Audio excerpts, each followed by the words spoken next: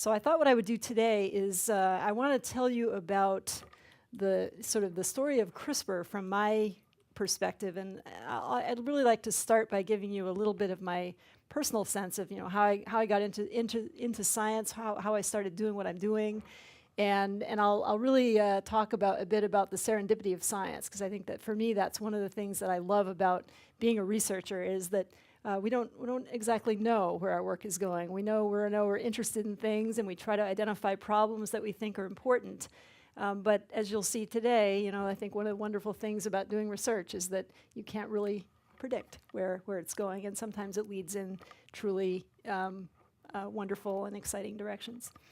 So the story of gene editing, genome editing, I guess, really begins with thinking about DNA, and I think back when the structure of DNA was first discovered in the 1950s, scientists already started to ask this question: what if you could change it? What if you could change that code of life and alter the sequence?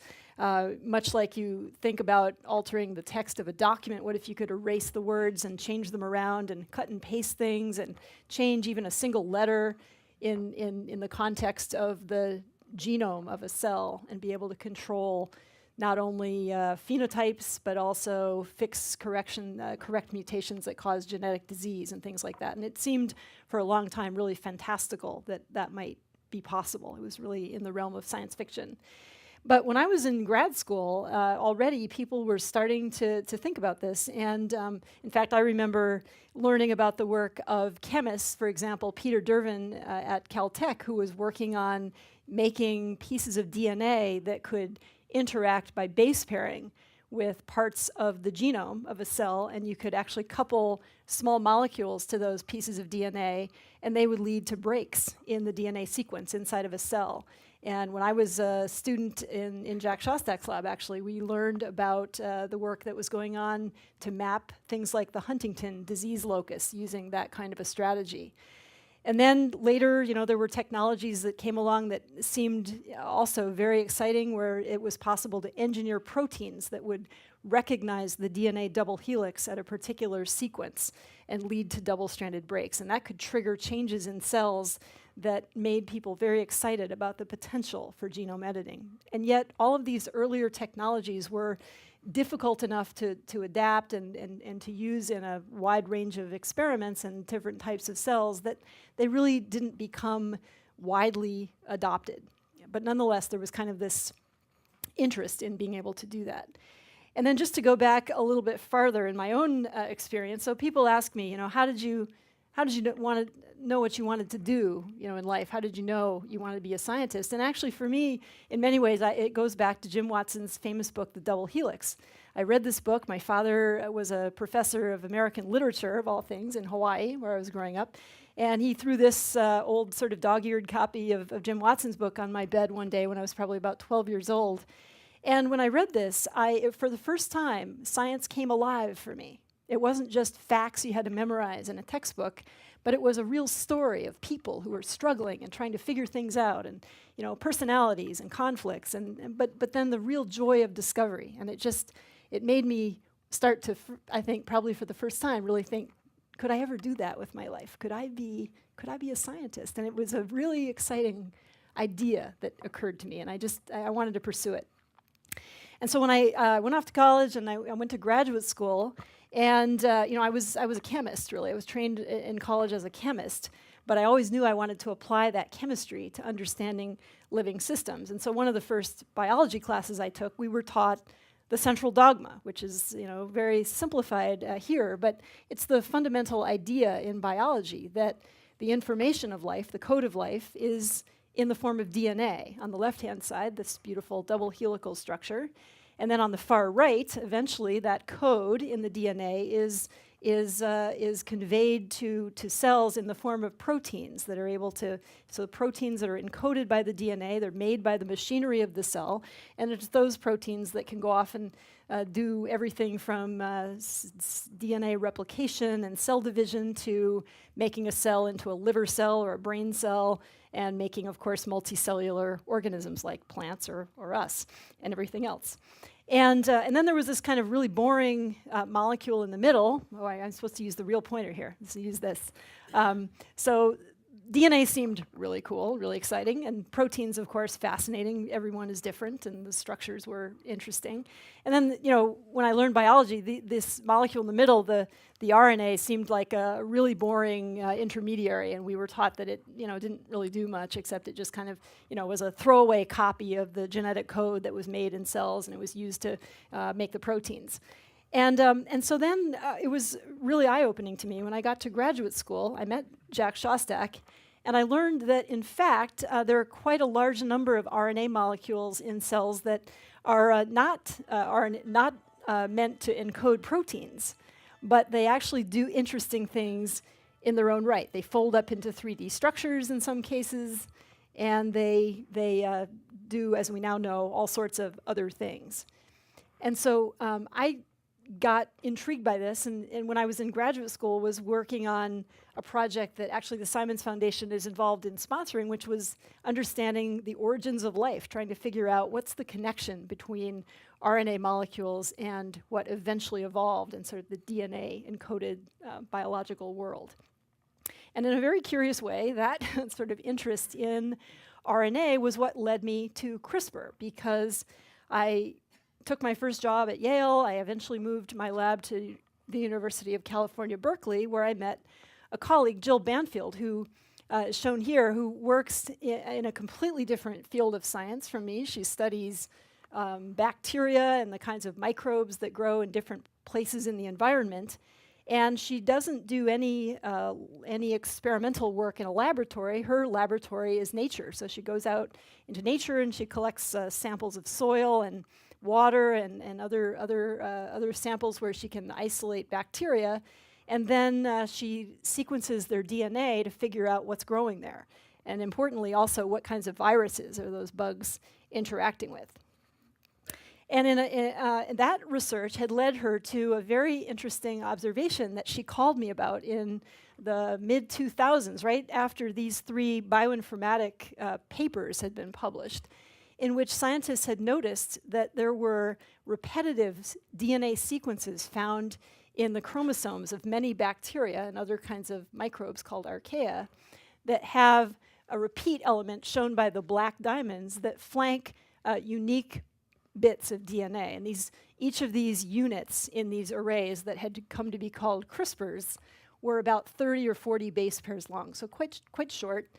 And these 3 papers in 2005, which, by the way, were all published in pretty obscure journals, probably not lots of people reading these papers, but they turn out to be really important papers because they all made the observation that these sequences of DNA that were found between the repetitive elements in many cases match sequences found in the viruses that infect these microbes. So this was the first hint that these CRISPR arrays might in fact represent a way that bacteria could store information from viruses that infect them and perhaps use that sequence information to protect cells from future infection. And of course there were some additional features of these parts of the genome. For example, there were genes that came to be called Cas genes for CRISPR associated that were found very frequently with these arrays. And at the time, there were no experimental data to sort of tell anybody what these were doing. It was really just at the level of a hypothesis. And Jill called me because she thought that these DNA sequences might be deployed in cells as pieces of RNA. She wondered if cells would make a little transcript, a little RNA copy of these viral sequences that were stored here, and somehow use that as a way to search for virus DNA that was coming into the cell. And again, nobody knew how this might work, but it was just an idea. And so she literally Googled, who at Berkeley works on RNA, and my name popped up. And so she contacted me, and that's how this all got started for me, because I got really excited about the possibility that bacteria had a way of using RNA to control their genomes, and certainly to control viruses that might try to attack their genomes. And so that triggered a whole series of experiments that we started to do in the lab around 2006 with a former postdoc of mine, Blake Wiedenheft, who came to the lab kind of at just the right time to start working on this. And so what happened was really, it really is about the serendipity of science, because what happened was that work that we did to understand this mechanism of protecting cells from viral infection, turned out to be incredibly useful for something seemingly completely different, which is genome editing. And I'll explain that connection now. By the way, this was not at all on my mind when we started this project. It was really just about thinking about how this fundamental way of protecting the cell might have evolved. So when a viral infection occurs, is a sort of a cartoon image of a bacteriophage, which is a virus that infects bacteria. When this is really kind of what these look like. They're kind of almost looks like a lunar lander. These land on the cell surface, and the DNA is inside the head of the virus here. It's packaged under incredibly high pressure, so it's almost like harpooning the cell. And so this virus starts injecting its genetic material into the infected cell. And for a bacterium, the bacterium only has a few minutes at that point to defend itself before the virus will take over and the cell will be killed. So it's very strong selective pressure for cells to come up with ways to defend themselves. And of course, over the last few decades of molecular genetics, a lot of work has been done on the different ways that bacteria fight this off. But one system had been missed, and that was, or at least one that we know of, that was the CRISPR system.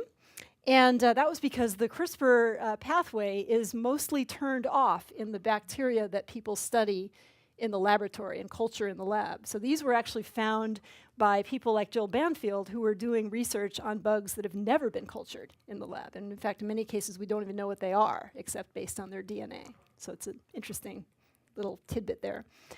And so what emerged over the next several years from work that was going on in really just a handful of labs around the world that were studying these CRISPR systems and using mostly initially genetic and biochemical tools to study them, is that in a bacterium that has a CRISPR array and these Cas genes, these cells have the ability to acquire little bits of viral DNA during an infection into the CRISPR array. And this cartoon is just showing you that that little piece of viral DNA at the top gets inserted into the CRISPR array on one end, and the structure of the array is maintained. So that little integrated piece of sequence is flanked by an exact copy of the repeat on either side. And then the cell makes an RNA transcript from that sequence, initially as a precursor molecule. And you can see I've drawn this with little hairpin structures in the repeat elements, because the CRISPR arrays include these palindromic sequences that can run the same direction forward and back. So that allows these parts of the sequence in the form of RNA to base pair with themselves. And then these cells can recognize that precursor transcript and chop it into individual units that each include one of the acquired sequences flanked by the repeats. And so these RNAs are then sort of tagged in the cell as CRISPR RNAs, and they assemble with one or more proteins encoded by the Cas genes to form effector complexes that can search through the cell looking for a matching DNA sequence. And so recognition involves RNA-DNA base pairing that recruits the Cas genes to a foreign DNA element and leads to cutting. So it's a really, just a fun, very interesting biological observation that cells have this way of acquiring and storing sequences, almost like a genetic vaccination card for bacteria. So we started to investigate this, and over the last little more than a decade, we've actually worked on all three of these different aspects of these CRISPR systems, including how they adapt to new viruses, in other words, how they store these viral sequences in the genome, how they generate the molecules that are used to protect the cell, and then finally how they use those molecules to interfere with viruses. But today I'm going to focus on this last part, the interference step, because it was really through doing that type of research with a colleague, Emmanuel Charpentier, that we came to understand how these enzymes function, and that led to the realization they could be harnessed for a very different purpose. So let me show you a little video that was made for us by an artist, Janet Owasa at University of Utah, that shows sort of illustrates the steps in this CRISPR protection pathway. So this is showing you some bacteria, and they're being invaded by viruses.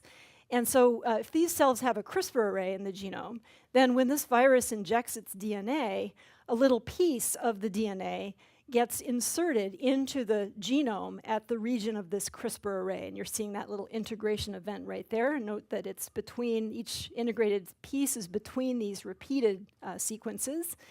And then the cell makes an RNA copy of that part of the genome.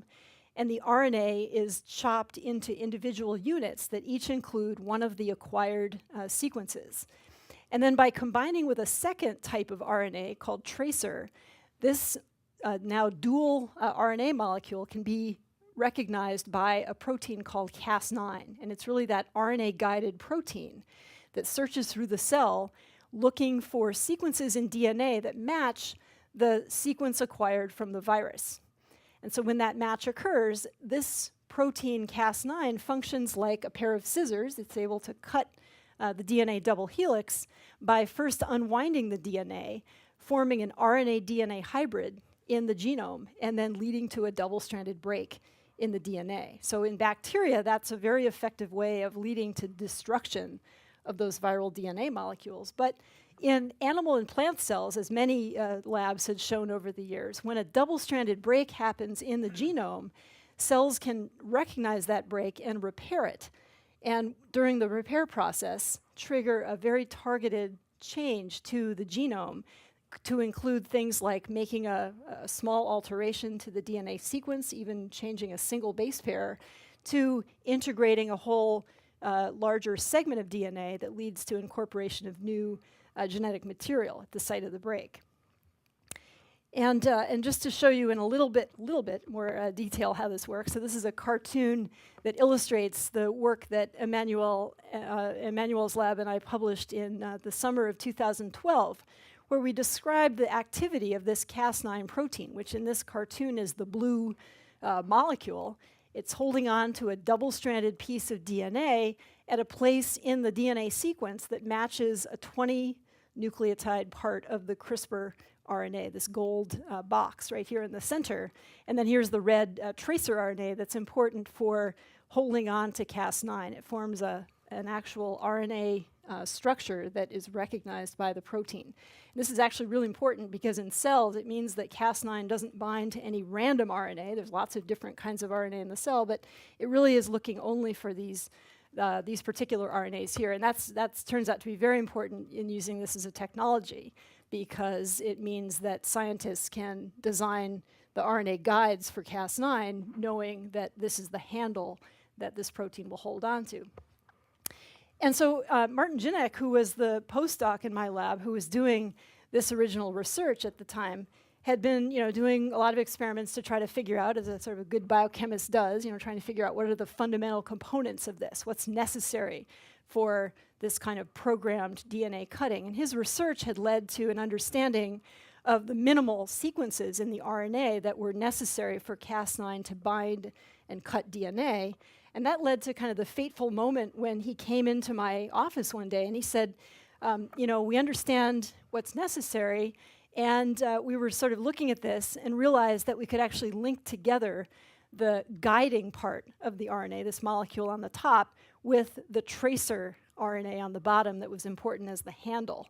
And this created a single piece of RNA that would be sufficient to program Cas9, where you could make this part on the end constant in every molecule, but you could change the sequence here in the RNA in that gold box to program it to recognize a different 20 base pair part of a DNA molecule.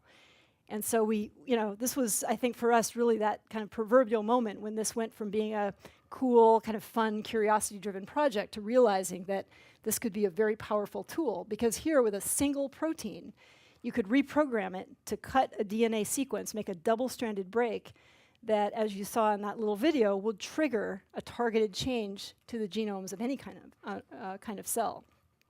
And this is just a summary of how that works. And again, just to point out that this absolutely was not our work. This was the work of many labs that had been investigating how double-stranded DNA break repair works. And just a little tidbit is that when I was in Shostak's lab back in the 1980s, he had actually published a paper called the double-strand break repair model for DNA, in which he and Terry Weaver had proposed that this was actually how DNA repair happens in cells. And a lot of people at the time were very skeptical that this was correct, but many experiments later, it proved to be exactly right. And so when a double-stranded break happens in the genome, triggered by anything, but certainly by Cas9, cells will take over and fix the break by making either a small or sometimes a much larger change to the DNA sequence at that place. And over the years since then, we've sort of learned a lot about how Cas9 works, and I'll just show you a couple of little highlights here. So this is a 3D printed model of this protein. It's based on a crystallographic structure that was solved in Martin Ginnick's lab. He's now a faculty member at the University of Zurich, showing the protein in white holding on to its guide RNA, which is the orange molecule, and interacting with a DNA sequence at a place that matches the sequence of the guide RNA. And the amazing thing about this protein is that it literally unwinds the DNA double helix by a mechanism we don't fully understand yet. And it does that to allow an RNA-DNA hybrid to form, that orange and blue helix, that pulls apart the two strands of the DNA and allows the two chemical active sites in the enzyme to swing into place and make a double-stranded break. And it's surprisingly efficient and accurate at doing that. And so this really was sort of, for us, the beginning of thinking about how one might deploy this as a gene editing technology. And in our 2012 publication, we described the activity of this enzyme and proposed it as a simple way to generate double-stranded breaks in genomes of any cell that would trigger targeted changes to the genome. And then just to show you another sort of artist rendition of how we imagine this might work, here's this is again a Janet Iwasa video. We're zooming into the nucleus of a eukaryotic cell where the DNA is packaged in the form of chromatin. And when this bacterial enzyme Cas9 gets into the nucleus with its guide RNA, it's able to search through the DNA. Here you're seeing it wrapped around green histone protein, so it's highly compacted. And amazingly, this enzyme is able to search the genome in that form and find a place that matches the sequence of the guide RNA, unwinding the DNA, generating the cut, and then handing off the broken ends of the DNA to the repair enzymes in the cell to fix the break. And in this obviously highly schematic example, leading to integration of a new piece of genetic material. And so one of the ongoing challenges with using Cas9 and related proteins for genome editing is to figure out how to control that repair process, something that many people are now working on.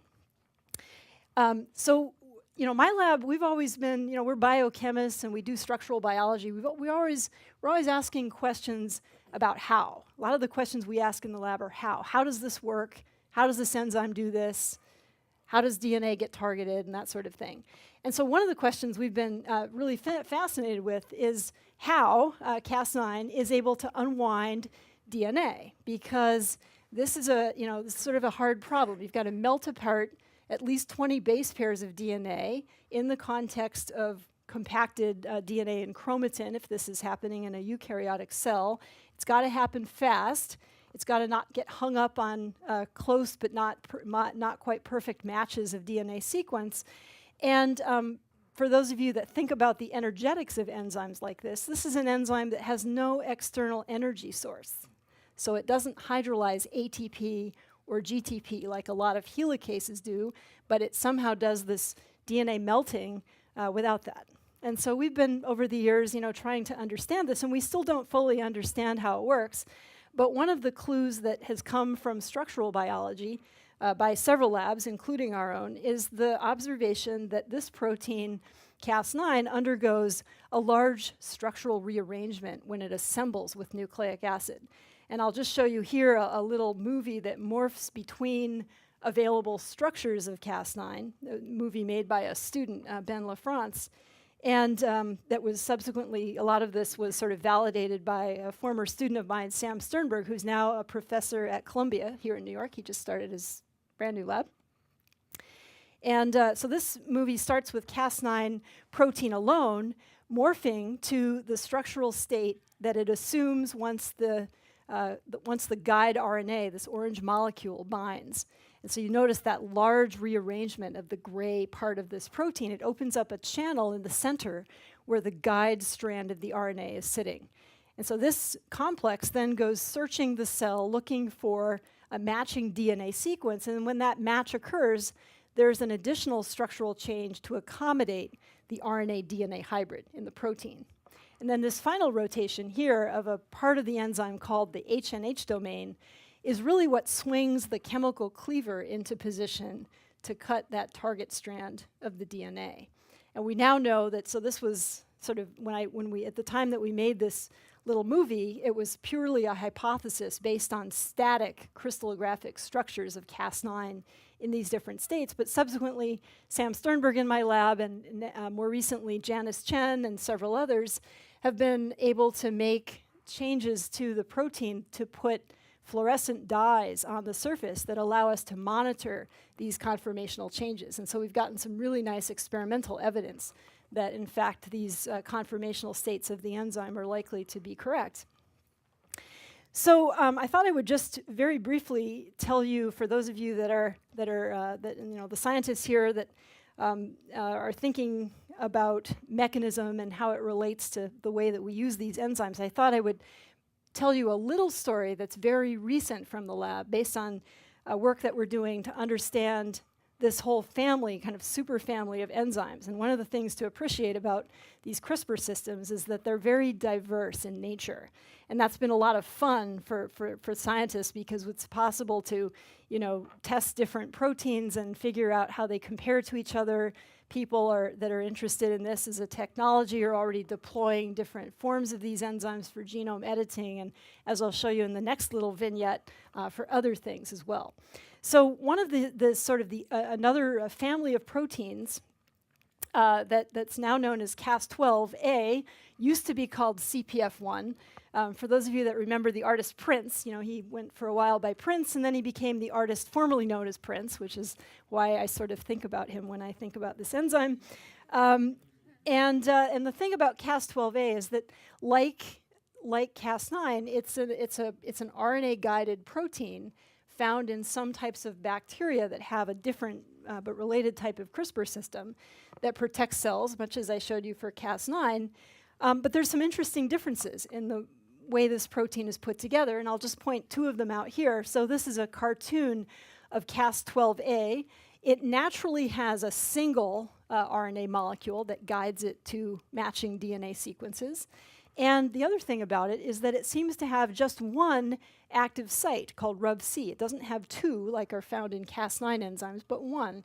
And so that raises an interesting question of how do you have an enzyme that has to cut two places in a DNA double helix? They can't obviously be in the same place at the same time, and yet this single active site is capable of doing that. And so this has been an interesting sort of question in the field, is how does that work?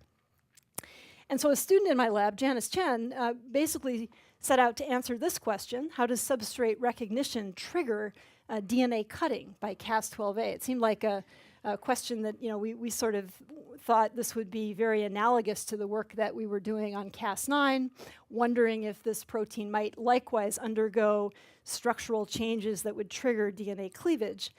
And so initially this seemed like a pretty straightforward kind of project, and then there was the day that Janice came into my office and she said, I can't explain my data. I'm getting a crazy result and it doesn't make any sense.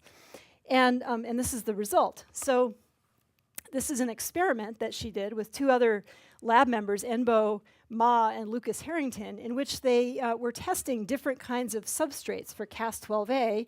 And one of these was a single-stranded piece of DNA here, which is actually the M13 phage. It's a bacteriophage that's found that infects some types of bacteria. And she had designed the guide RNA for Cas12a so that it matched a sequence in the M13 phage. And just like we had seen for Cas9, we thought that this single-stranded DNA would be able to base pair with that guide RNA in Cas12, triggering a single break in the DNA, sort of analogous to what you see for double-stranded cutting, except here we just have a single strand. It's this was almost done as a control, really, for this reaction. And when you do this with Cas9, which is the experiment shown on the right-hand side of the slide, we get cutting of the DNA. And in fact, when you run that out on an agarose gel system here, you know, this is migration of DNA through this matrix. You don't see much change because the DNA has been cut at one place, and now it's just a linear instead of a circular molecule. But on the left-hand side, when you do that same experiment with Cas12, she got total DNA degradation. In fact, the DNA got rapidly cut down to nucleotides. So, of course, we thought initially, well, being the skeptic, I said, well, maybe there's a contaminating enzyme in your reaction. But she went back and made a preparation of this enzyme that had an inactivating mutation in the active site of the protein, and now we did not see that kind of degradation. So it really seemed like it was actually a property of the active site of Cas12.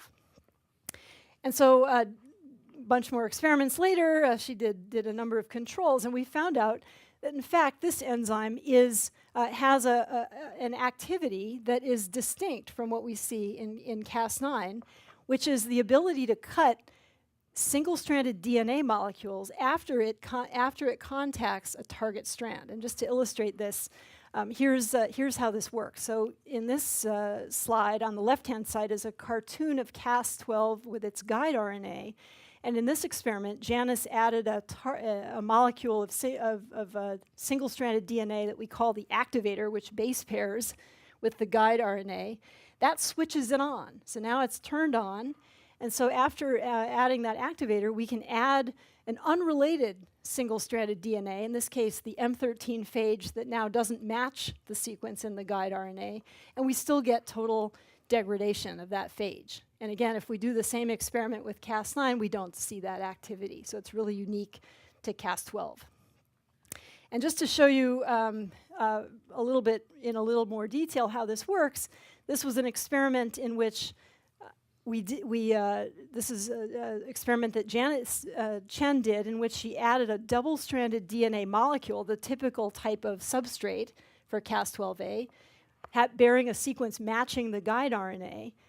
And what she found was that once you do that, you get a targeted break in the double-stranded DNA, but it activates the enzyme for single-stranded DNA cleavage. And this is it's specific for single-stranded DNA because this experiment shows that if we add an unrelated double-stranded DNA molecule, there's no cutting, right? So it's not a non-specific DNase. It still has that targeted double-stranded DNA cleavage that's been identified in the past, similar to Cas9. But unlike Cas9, if you throw in a single-stranded DNA molecule of unrelated sequence, that DNA is rapidly degraded. So this sort of made me think about, what was a good sort of analogy for this. And, in my house, we often sit around the breakfast table or dinner table and talk about what happened in the lab that day or what we're planning to do in the lab that day with my 15-year-old son. And he likes to watch kind of old cartoon reruns. And he said, "Mom, that enzyme sounds like the Tasmanian devil." And so for those of you that might have watched Bugs Bunny ever, you know that this character in Bugs Bunny cartoons could be a very sedate character. He could be very nice. But if something set him off, he went crazy, right? And that's kind of how we think about this Cas12a family of enzymes. It's an enzyme that's an RNA-guided DNA cleaver, but once it's turned on, it turns into the devil, right? And just cuts DNA like crazy. So this was sort of one of those interesting, sort of unexpected kinds of things that one comes across when you're doing biochemical experiments. But of course, we started to think about, would there be utility of this activity? Could we use this for something? And I have to give Janice Chen a lot of credit for this, that she really thought hard about how it might be useful to have this single-stranded DNA cleavage and harness it for something that you that you could use in a laboratory setting. And the idea was, could we actually develop a detection system for double-stranded DNA. So there's lots of double-stranded DNA that you might want to detect, including viruses like the human papillomavirus in the example that I'll show you here, but also DNA associated with tumors, DNA associated with birth defects. There's lots of work going on, and you may know, both in academic labs and commercially, to use various different kinds of tests that will really detect particular DNA sequences. And we thought that it might be interesting to see if these Cas12a proteins could be used for that purpose. And so I'm going to show you some data that we generated, and this was now turned into a terrific collaboration ongoing with the lab of Joel Palefsky, who is a specialist, it turns out we're lucky to live in the Bay Area, one of the world's best at UCSF, who works on human papillomavirus. And so I called Joel and I said, we have this enzyme, and I described it to him, and I said, we'd love to test it out and see if we could use it in human samples. And so it turned out that he runs a lab in Africa, and he had in his freezer a large number of human anal swabs from people that have human papillomavirus, or some of them don't, some of other types of infections. And so we were able to get samples of these from his freezer and run them through this type of a very simple assay. So the treatment is simply to break open the cells, and then we get rid of proteins using an enzyme, proteinase K. We use a step called RPA, which is an isothermal amplification step. We can make many copies of the initial DNA molecules this way very quickly. And then we add this Cas12a enzyme that's been programmed to recognize, in this case, a sequence from the human papillomavirus. And then how do you actually use that as a detection system? And so the idea here was to use a single-stranded piece of DNA that has a quenched fluorescent pair of dyes on the ends. So that DNA is fluorescently inactive until it gets cut, for example, by Cas12a getting turned on, and then you see a very strong fluorescent signal. So it was a very simple way to simply ask, has this enzyme seen the human papillomavirus? Because if it does, then it turns on this activity and you get a fluorescent label. And I'll just show you the results of this. And by the way, we did this experiment blinded. So we asked Joel and his technician, Maria da Costa, to give us these samples from their freezer without telling us what the infected state was of these cells, whether they had an HPV infection and what type of HPV they had. They had already been tested using a standard polymerase chain reaction-based assay, which is shown in the panel on the right. And this is just a scale that shows you if there's a strong signal for the virus, then the box is bright blue. And if you compare these two figures, so on the left is the results that we get using this Cas12a based assay. What we found was that we could detect 25 out of 25 of the we could get these samples correct for the detecting the HPV 16 serotype, one very common type of HPV that leads to cancer in patients, and 23 out of 25 right for the HPV 18 serotype, and the two that were missed were simply very weak positive signals that we know we can improve now by changing the guide RNA that we use in Cas12. And this is an assay that you can do easily, takes less than an hour, and remarkably, these are all, when I talked to Joel about these samples, I said, well, what's the concentration of cells in the sample? And he said, well, I don't know. And I said, well, what's the concentration of DNA in the samples? And he said, I don't know. So, it was really kind of shooting in the dark a bit, but we were quite pleased to see that the system could work this way. And one thing, I don't have a slide for this, but I'll just mention it because it really kind of blew my mind, was that the students thought this would be kind of a fun little thing to do. So they went around the lab and they had a bunch of people in our lab spit in an Eppendorf tube. And then they ran this assay programming Cas9 to recognize the single base pair change that determines whether someone has blue eye color or brown, right? And they got it 100% right? So they got everybody's eye color by doing that. Of course, somebody said to me, well, I can detect eye color much faster than that. It's like, yes, but this is cooler.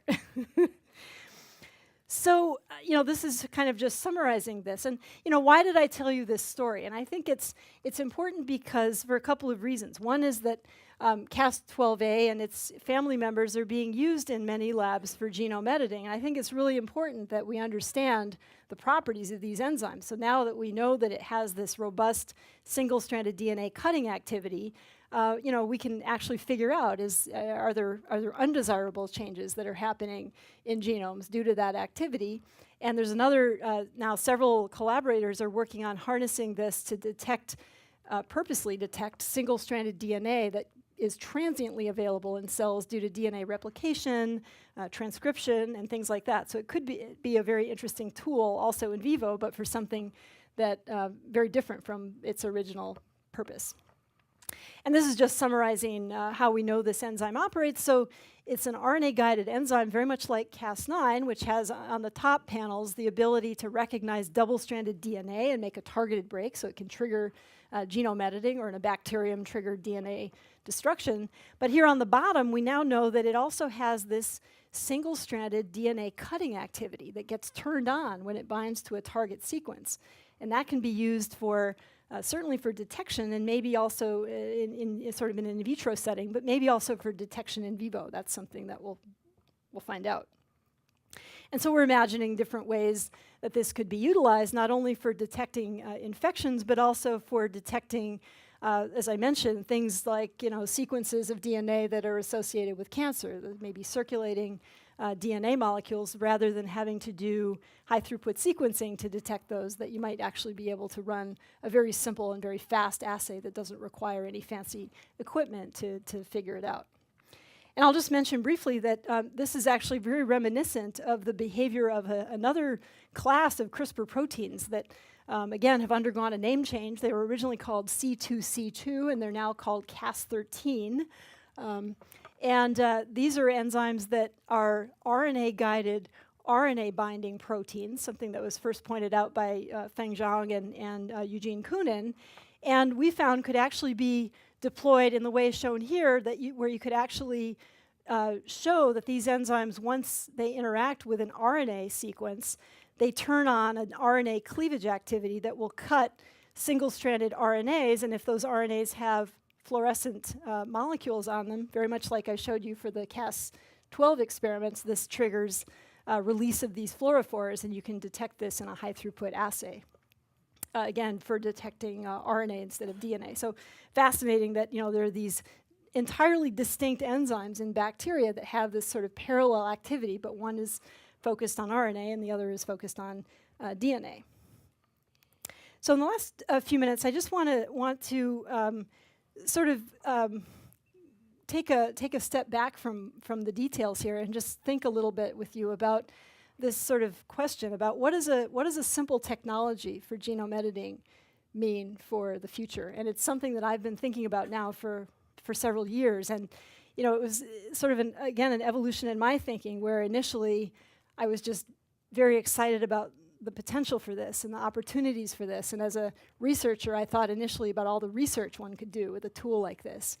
And then it became very clear that this was being harnessed for all sorts of purposes, and that the technology was just taking off faster than I think any of us involved in it could have imagined in the beginning. And this is a very crude way to try to show you this, but it's basically that I recently was writing a review on CRISPR enzymes, and so I did something I don't usually do, which I typed CRISPR into PubMed, and I got back 8,400 entries, and it was a Sunday morning, and I was sitting there. I told my husband, "Well, I'm gonna spend a few hours going through this." And 4 hours later, and I was working back in time. So it was February of 2018, and I was working back in time. 4 hours later, I was at December of 2017. I said, "Oh my gosh, this is gonna be a long week or more."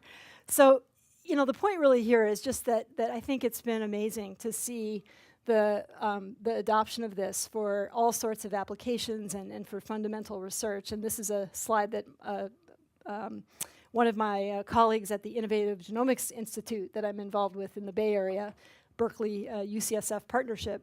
Megan Hochstrasser put this together, just showing pictures of some of the many organisms that have been edited now using the CRISPR-Cas9 system, and it's been a very exciting time. I briefly want to mention something that I mentioned earlier today with Louis Reichardt's group, and that is that it's also pulled my own research in some exciting new directions. And one of the things that we're currently working on is ways to deliver the Cas9 protein with its guide RNA into the brain. And this is a slide from a postdoc in my lab, Brett Stahl, who is working on doing this. And his strategy is to make chemical changes to the surface of Cas9 that allow it to enter cells, so it gives it cell-penetrating properties. And so we literally inject this into the brain of a mouse in this experiment, so we get it across the blood-brain barrier by injection, but then these molecules are able to get into cells, and interestingly, they don't get into every type of cell in the brain. They only get into neurons, as far as we can tell so far. And so we get, over here on the right, we're using a reporter mouse that has a fluorescent dye encoded in the genome that gets turned on only when editing happens at a particular place in the genome. And so you can see that there's a fair number of cells that actually get edited in these experiments. And we're currently doing this with 2 different mouse models of Huntington's disease to see if we can get effective levels of editing to actually treat a genetic neurological disorder. A couple other things I'll mention briefly. So in addition to clinical uses, there's also other ways that people are imagining using gene editing to have an impact on human health. And one of them is engineering pigs to have more humanized organs, and as well as to remove endogenous retroviruses in the pig genome to create animals that would be better donors for humans, organ donors for humans. This is work that's going on by George Church and others. And then I didn't mention it yet, but of course, probably many of you are aware that there's also lots of exciting applications in agriculture and in plant biology in particular. This is an experiment I particularly like. This is from the lab of Zach Lipman at Cold Spring Harbor, not too far away from here, where Zach's group was able to use CRISPR-Cas9 to generate tomato plants that have a targeted change to the genome that allows them to bear much heavier fruit yields, sort of 2 to 3 times more tomatoes than from the starting strain of plants. Something that they would have had a very difficult time doing, if not impossible, without this technology, and certainly would have required years and years of breeding, whereas this did not.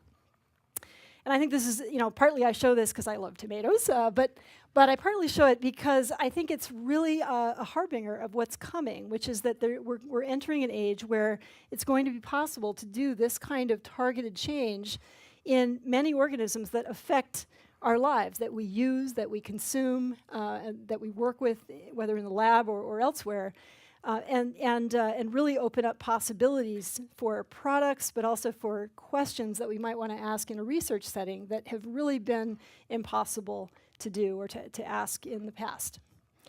And finally, I just want to mention something else, and that is that there are fundamentally two types of genome editing we can talk about. We can talk about editing somatic cells, meaning cells that are fully differentiated, but we can also talk about editing germ cells, meaning cells where that are going to lead to a tissue or a whole organism, where that change to the DNA becomes a heritable change. It can be passed on to future generations. And just to show you, this is a pipette that's holding on to a mouse embryo, and you can see a needle coming in from the right, injecting the CRISPR-Cas9 proteins into the nucleus. But I want to show you the precision of this. So this is actually an experiment done by a student, Sunata Kadka, at MD Anderson. So she showed me these slides, and they were so beautiful. I asked her if I could share these, and she kindly allowed me to do so. So this is an experiment with frog embryos. So these are 2-cell embryos that were injected, where 1 cell in each case was injected with CRISPR-Cas9 together with a piece of DNA that encodes the green fluorescent protein. And so the way she did the experiment, she knocks out a gene responsible for the brown color of these frogs and replaces it with the green fluorescent protein. So you can see that every cell has 1 cell that's green and the other cell is not. And when you let these turn into tadpoles, you get animals that have the brown color in all the cells on the top, no brown color in the cells on the bottom, and when you put them under a fluorescent light, all those edited cells are green. So it just shows you the precision of this, right? And these are otherwise normal animals, and they have just the targeted change in the genome.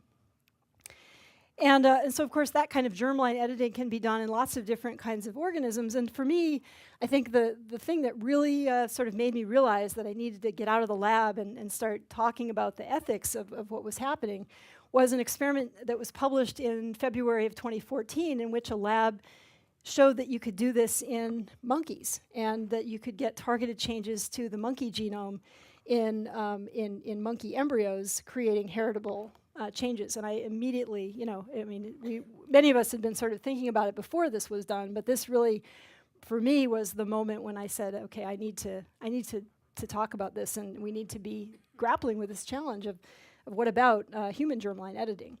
And of course, this has captured a lot of media attention. This was a picture on the cover of The Economist a couple of years ago under the banner Editing Humanity, and there have now been a number of meetings that have been held to talk about this, including this report that was published by the National Academies just over a year ago about human genome editing that really focused on human germline editing. And I would say that it's very much a moving target because the technology continues to advance. As you know, since this was published, there have been papers that have been published from academic research groups using viable human embryos to do germline editing, not for implantation yet, but we can see that that's sort of where this is likely to be going.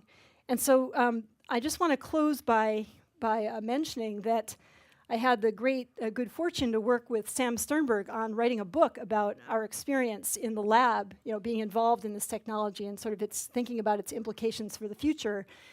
Sam is, as I mentioned, is now a professor here locally at Columbia, so hopefully some of you might get a chance to meet with him. He's just a terrific guy who's working on doing very fundamental research, but is a very deep thinker, and it was really a great pleasure to work on this book with him. And I just want to mention also the Innovative Genomics Institute, which is a Berkeley UCSF partnership, and in addition to doing research and making resources available to the academic and sort of broader research communities, we also have a very active team working on ethics and outreach to try to explain this technology to the public. And as you can imagine, we get inquiries from all over the world daily, and including I get a lot of requests from high school students who write to me saying, "I'm writing a term paper, and can I come and interview you?"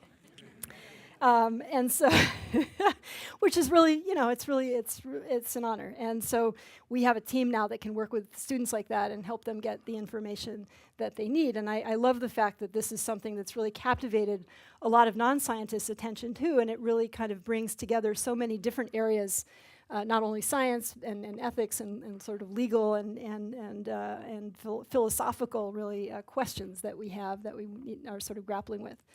And I'll just close by thanking my team. So this is my group at Berkeley. As I mentioned, we have had really wonderful collaborations, beginning with Emmanuel Charpentier, who's now in Berlin, as well as a number of colleagues at Berkeley and Joel Pilevsky and his group at UCSF. And I'm really, really grateful to our funding agencies, in particular the Howard Hughes Medical Institute and the National Science Foundation, who actually gave me the freedom to work on a project that was started as I thought, probably the most esoteric thing I'd ever worked on, this bacterial immune system that went in a very unexpected direction. So thank you.